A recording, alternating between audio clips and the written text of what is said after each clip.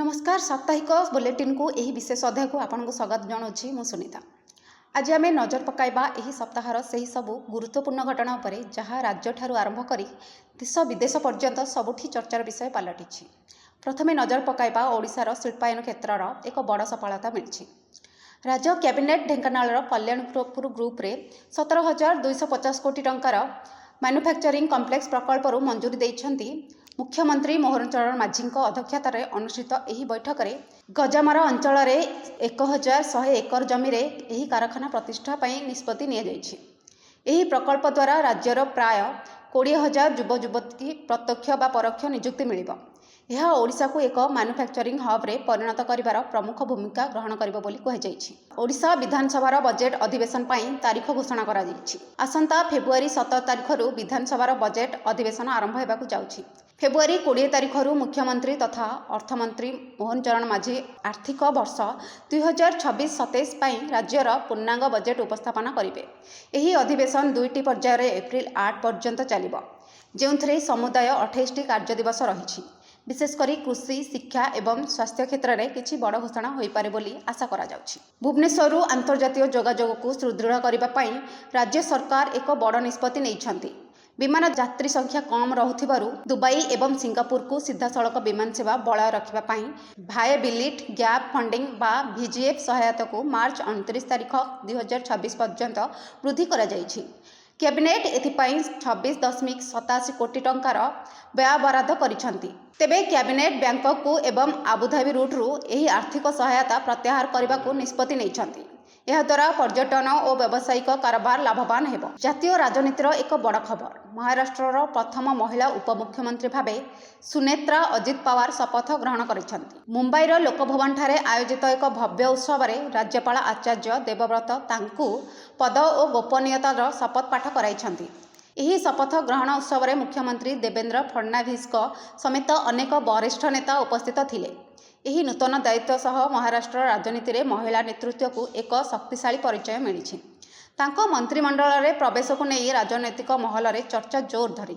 छात्र छात्री मध्य विज्ञान और वैषयिक चिंताधारा को प्रोत्साहन देवाई ओडिशा सरकार एक नूतन योजना को मंजूरी देइछंती। राज्य विज्ञान और वैषयिक परिषद अधीन आसंता 5 वर्ष 254.85 कोटी टंकार व्यय बराद करा जाइछि। एही योजना माध्यम स्कूल और कॉलेज स्तर में विज्ञान मेला, गवेषणा कर्मशाला एवं नूतन उद्भावना आर्थिक सहायता जोगाई दियाजिब। राज्यर युववर्ग मध्य वैज्ञानिक मनोभाव सृष्टि करने एवं गवेषणा क्षेत्र में ओडिशा को आगे नेबा यह एक गुरुत्वपूर्ण पदक्षेप बोली विभागीय मंत्री कहिछंती। मातृभाषार शिक्षादान को सुगम करने ओडिशा सरकार एक बड़ पदक्षेप नेउछंती। मुख्यमंत्री मोहन चरण माझी एकादश श्रेणी विज्ञान छात्र छात्री ओडिया भाषा प्रस्तुत रेफरेन्स बुक गुड़ी को उन्मोचन करिछंती। एही बही गुड़िकरे पदार्थ विज्ञान, रासायनिक विज्ञान और गणित भली जटिल विषय गुड़ी को सहज ओडिया रे बुझा जाइछि।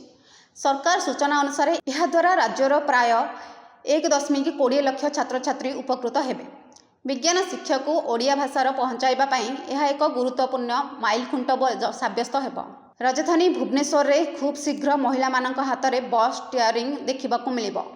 आम बस सेवा चयन होइथिबा 20 जन महिला ड्राइवर तालीम पुणी आभिमुख्य यात्रा करिसेंती। सेठारे सेमाने 14 दिन धरी इलेक्ट्रिक बस चालनार अत्याधुनिक टेक्नोलोजी और सुरक्षा नियम संबंध में शिक्षा ग्रहण करिवे। क्रूट पक्षरु निया जाइथिबा एही पदक्षेप महिला शक्तिकरण क्षेत्र में अन्य उदाहरण। फेब्रुआरी शेष सप्ताह सुधा एही महिला ड्राइवर माने राजधानी रास्ता रे बस चलाइबा आरंभ करिवे। ग्रामीण अर्थनीति को सुदृढ़ करबा पई राज्य कैबिनेट नूतन समवाय नीति 2026 को अनुमोदन देइछंती। एही नीति अधीन राज्यर समस्त PACS एवं LMMPSCS गुड़ी को संपूर्ण डिजिटालाइज कराजिबो। एही नीति अधीन राज्यर समस्त PACS एवं LMPCS गुड़ी को संपूर्ण डिजिटालाइज कराजिबो। चाषी मानकु समवाय समिति जरिया सहजर ऋण प्रदान करिबा एवं कृषि सामग्री विपणन में स्वच्छता आनिबा एही नीतिर मूल लक्ष्य रहिबो। समवाय क्षेत्र को अधिक क्रियाशील करबा सह सहकार एवं समृद्धि लक्ष्य को पूरण करबा पई यह सहायक हेबो बोली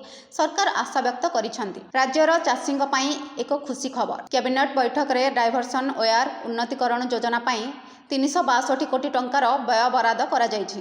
ଆଗାମୀ 3 ବର୍ଷ ମଧ୍ୟରେ ରାଜ୍ୟର ବିଭିନ୍ନ ଅଞ୍ଚଳରେ ଥିବା ପୁରୁଣା ଜଳସେଚନ ପ୍ରକଳ୍ପଗୁଡ଼ିକ ସଂସ୍କାର କରାଯିବ। ଏହି ଯୋଜନା ମାଧ୍ୟମରେ ହଜାର ହଜାର ହେକ୍ଟର ଚାଷ ଜମିକୁ ସୁବିଧାରେ ଜଳସେଚନ ସୁବିଧା ଯୋଗାଇ ଦିଆଯାଇପାରିବ। ବିଶେଷ କରି ଅଣ ଜଳସେଚିତ ଅଞ୍ଚଳରେ କୃଷି ଉତ୍ପାଦନ ବୃଦ୍ଧି କରିବା ପାଇଁ ଏହା ସରକାରଙ୍କ ଏକ ବଡ଼ ପଦକ୍ଷେପ ବୋଲି ଜଳସମ୍ପଦ ବିଭାଗ ପକ୍ଷରୁ କୁହାଯାଇଛି। ପୋଲିସ, ଅବକାରୀ ଏବଂ ଜଙ୍ଗଲ ବିଭାଗରେ ନିଯୁକ୍ତି ପ୍ରକ୍ରିୟାକୁ ଅଧିକ ସ୍ୱଚ୍ଛ ଏବଂ ଶୃଙ୍ଖଳିତ କରିବା ପାଇଁ ସରକାର Odisha uniformed services selection commission rule 2026କୁ ମଞ୍ଜୁରୀ ଦେଇଛନ୍ତି। ଏହା ନୂତନ ନିୟମାବଳୀ ଅନୁସାରେ ଏକ ସ୍ୱତନ୍ତ୍ର କମିଶନ ଗଠନ କରାଯିବ, ଯିଏକି ସମସ୍ତ ୟୁନିଫର୍ମେଡ୍ ସର୍ଭିସେସ୍ ପାଇଁ ପରୀକ୍ଷା ପରିଚାଳନା କରିବେ। ଏହାଦ୍ୱାରା ନିଯୁକ୍ତିରେ ହେଉଥିବା ବିଳମ୍ବ ଦୂର ହେବା ସହ ଯୋଗ୍ୟ ପ୍ରାର୍ଥୀମାନେ ସଠିକ୍ ସମୟରେ ଚାକିରି ପାଇପାରିବେ। ଏହି ନିଷ୍ପତ୍ତି ରାଜ୍ୟର ହଜାର ହଜାର ଚାକିରି ଆଶାୟୀଙ୍କ ପାଇଁ ଏକ ବଡ଼ ଆଶ୍ୱସ୍ତି ଆଣିଦେଇଛି। ଗଞ୍ଜାମ ଜିଲ୍ଲା ବ୍ରହ୍ମପୁର ହଳଦିଆପଦର ଛକ ନିକଟରେ ଏକ ହୃଦୟ ବିଦାରକ ସଡ଼କ ଦୁର୍ଘଟଣା ଘଟିଛି।